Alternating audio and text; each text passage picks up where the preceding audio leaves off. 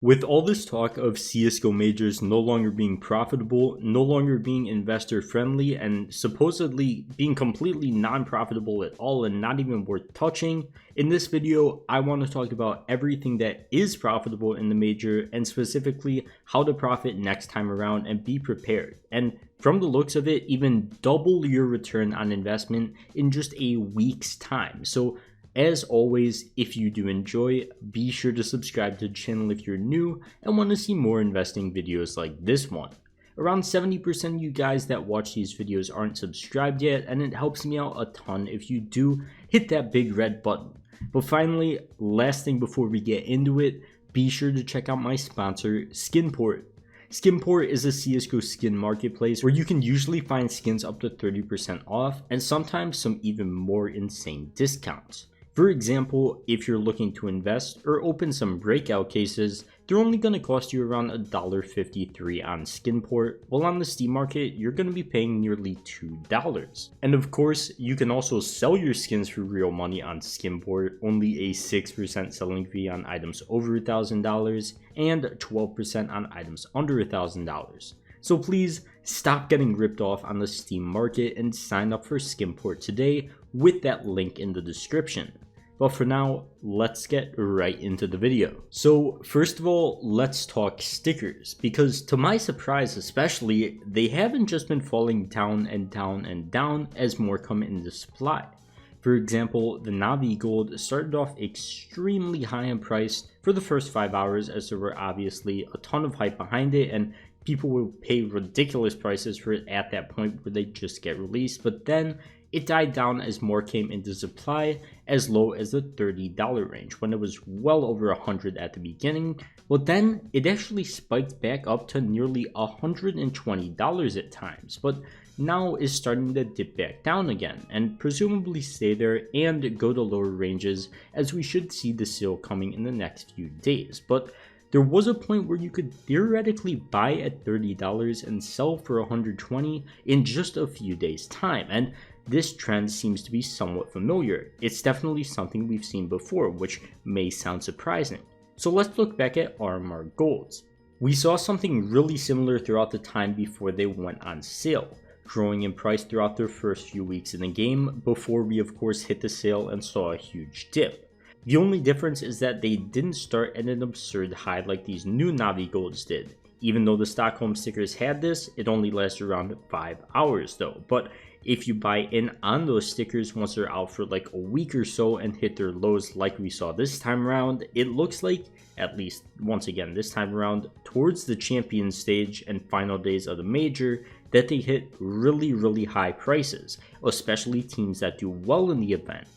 As you could see by the G2 gold prices as well, they were more of an underdog, and obviously making it to the finals built up a ton of hype for the team, hitting up to 5 times in price from what they were the first few days they were out, since they did so well in the majors. So a bit of a risk with this one, like next time around, if you have a team you are expecting to go far in the major, if you stock up on a couple of those stickers right away or when they hit their big dip, probably around 7 days into the actual like stickers being dropped, you could potentially, as we see with the G2 golds, make 4 to 5 times your money from just buying any amount of stickers. And that's just risking like $10 to potentially make 50 or so, and at worst you could buy a sticker for $10. It'll probably be at that same range even if they're a team that don't do well. For example, Mao's golds are another one I was looking at. They fluctuated, or didn't really fluctuate at all. They sat at the same price throughout the entire tournament. Obviously a team that didn't do well, but that's just an example. So even if you risk it by thinking a team will go far and they don't go far, you're pretty much going to end up with the same amount of money. But if your team does go far, to the finals for example, you could potentially 5x your money in just a few days time.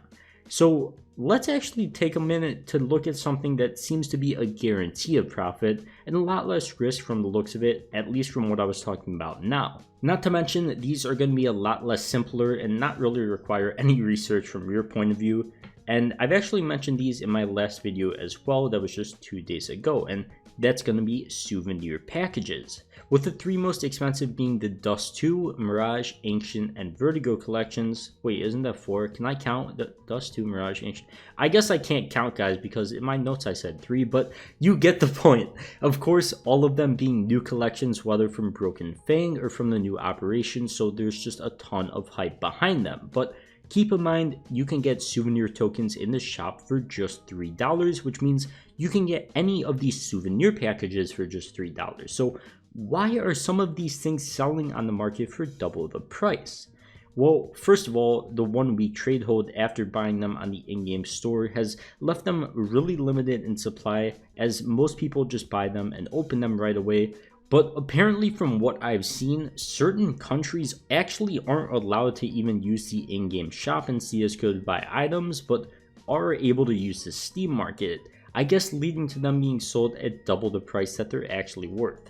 It's really strange, but hey, I ain't complaining, and I'm sure the people that bought tens if not hundreds of these and selling them on the Steam market for double that cost aren't complaining either. But based on the trend so far, they actually started at around a normal $3 range and have just been increasing more and more throughout the major, nearly to peaks at the $8 range, so 2.5x your money, even a bit more than that actually. So with hundreds of them selling every hour as well. It's not just like 1 or 2 people are buying these things on the Steam market. There is hundreds upon hundreds being sold every single hour. So if you theoretically bought 100 in mass a week ago on the in-game store and sold them on the Steam market for what they're at now, you would literally double your money, if not a little bit more than double it. So it's pretty insane, and definitely something you should keep in mind for when the next major comes around.